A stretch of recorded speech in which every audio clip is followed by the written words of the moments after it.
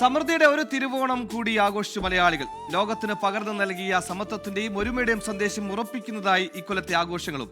കേരളത്തിലും മറുനാട്ടിലും വീടുകളിലും തൊഴിലിടങ്ങളിലും മലയാളികൾ ഓണം ആവേശം. പൂക്കാലം ചേലണിയും ആവണി വരവായി, മഴവില്ലോണക്കോടികളിൽ ചാരുത നിറവായി, നറുചിരിയുടെ നേരോടെ.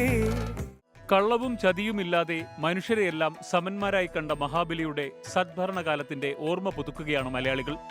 ഐതിഹ്യങ്ങൾ ഏറെയുണ്ടെങ്കിലും ഓണം മലയാളിക്ക് ജാതിമത ഭേദമന്യേയുള്ള ഉത്സവമാണ്.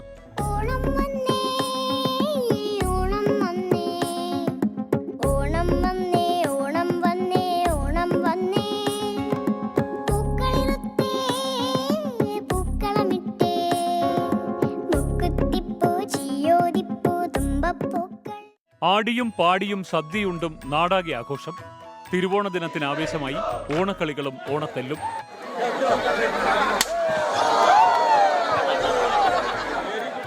ഗുരുവായൂർ, ശബരിമല, തൃക്കാക്കര, ആറന്മുള ക്ഷേത്രങ്ങളിൽ ദർശനത്തിനും ഓണസദ്യക്കുമായി ആയിരങ്ങളാണെത്തിയത്. തിരുവനന്തപുരം ശ്രീ പത്മനാഭസ്വാമി ക്ഷേത്രത്തിൽ ഓണവില്ല സമർപ്പണം നടന്നു.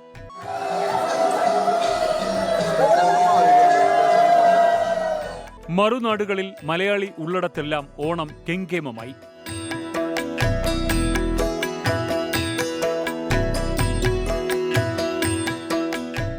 News desk 24.